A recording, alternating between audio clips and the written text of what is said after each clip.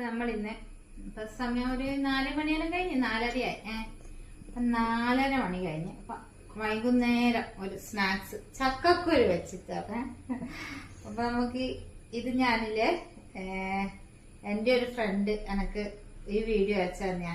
അപ്പൊ അത് കണ്ടപ്പം ഞാൻ വിചാരിച്ച് എനക്കൊന്ന് ഉണ്ടാക്കാം.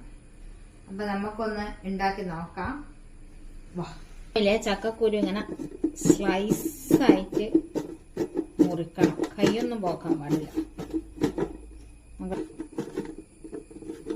കുരുവെല്ലാം ഞാൻ നല്ല സ്ലൈസായിട്ട് അരിഞ്ഞെടുത്തിട്ടുണ്ട്. ഞാനിത് ഈ കട്ടർ വെച്ചിട്ട് അരിഞ്ഞ് നമുക്ക് ഇത് അടുത്ത പരിപാടി.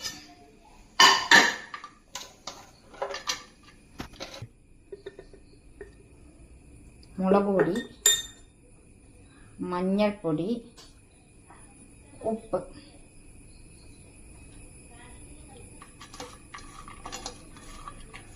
എണ്ണ നല്ലോണം ചൂടായിട്ടുണ്ട്. അതിലേക്ക് നമ്മൾ മസാലയെല്ലാം വരയ്ക്കുക. ഈ ചക്കക്കുരു ചെറുപറാവുന്നില്ല.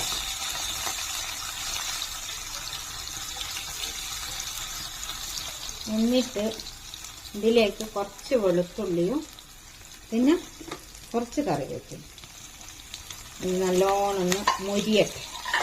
അങ്ങനെ നമ്മുടെ ചക്കക്കുരു ചിപ്സ് റെഡി ആയിട്ടുണ്ട്.